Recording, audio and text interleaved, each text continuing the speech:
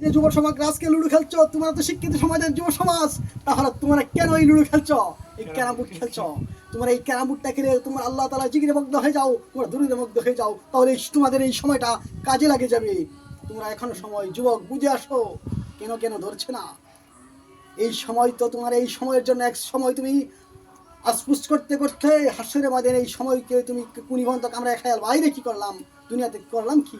তুই ludo carrom board না খেলে যে আল্লাহর জিকিরে মগ্ন থাকতাম।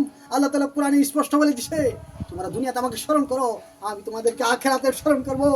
আজকে আমরা দুনিয়াতে আল্লাহকে স্মরণ না করে বিভিন্ন ফ্রি ফায়ার, বিভিন্ন ক্যারাম বোর্ড খেলে রাস্তা দিয়ে হাঁটু দাম করে চলি। আজকে কেন, আজকে হাঁটু দাম করে কেন চলাফেরা করছি? হ্যাঁ যুবক, তুমি একজন মুসলমান না? তুমি তো হাঁটু ঘুরে ঢাকার ঘুরে চলাফেরার কথা। আজকে তুমি ইন্দ্রের বান্দার মাথার কাটিং দিচ্ছ কেন? আজকে তো ইহুদি খ্রিস্টান এর চাল চলন তোমার ভিতরে ঢুকাইছ। তুমি আজকে মুসলমান হয়ে ইহুদি খ্রিস্টানের কাটিং কেন দিচ্ছ? তোমার কি নলেজ নাই?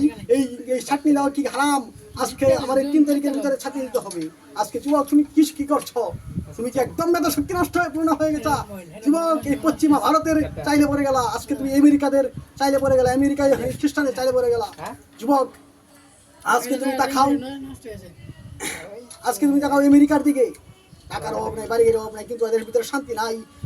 আজকে তুমি তাকাও ইন্দোনেশিয়ার দিকে, টাকা পয়সা বাড়ির অভাব নাই, তারা দুই 6 বছর লাগাতেই পুরা ইন্দোনেশিয়ার যে কাজ না করে, এরপরেও তারা 6 বছরের মধ্যে চলবে, এরপর তাদের শান্তি নাই, অশান্তির আগুনে তারা জ্বলছে। আজকে আমাদের বাংলাদেশে কিছু হলে ইসলামের শান্তি আছে, এই জন্য আমাদের বাংলার মানুষ আজও সুখ রয়েছে।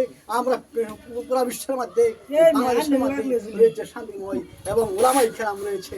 আজকে আমরা যুব সমাজ নষ্ট হয়ে গেল। এই পর্যন্ত ছিল আমার সংক্ষিপ্ত বর্ণনা এবং সংক্ষিপ্ত আলোচনা। আসসালামু আলাইকুম ওয়া রাহমাতুল্লাহি ওয়া বারাকাতুহু।